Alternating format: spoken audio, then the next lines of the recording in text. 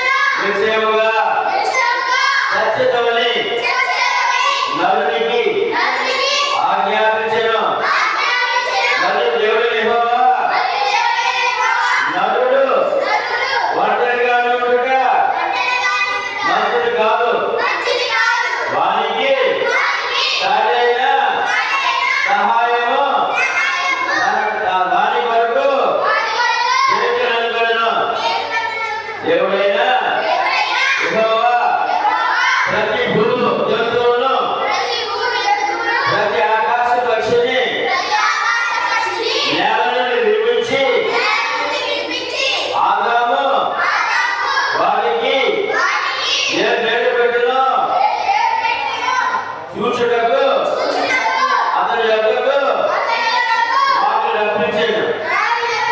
జీవము గల ప్రతి దానికి ఆదాము ఏ పేరు పెట్టాడో ఆ పేరు దాని కూడా కలిగాను.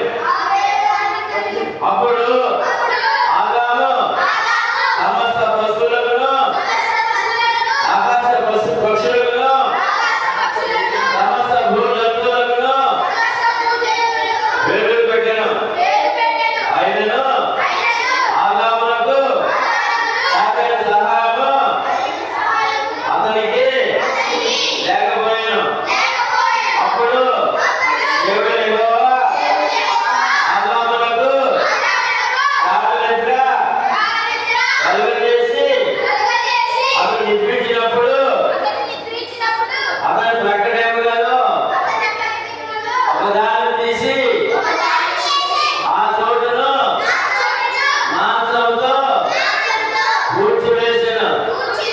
తరువాత దేవుడు యెహోవా తాను ఆదాము నుండి తీసిన ప్రక్కడెముకను స్త్రీగా నిర్మించి ఆమెను ఆదాము వద్దకు తీసుకుని వచ్చెను. అప్పుడు ఆదాము ఎట్లనెను, నా ఎముకలలో ఒక ఎముక, నా మాంసములో మాంసము, ఇది నన్ను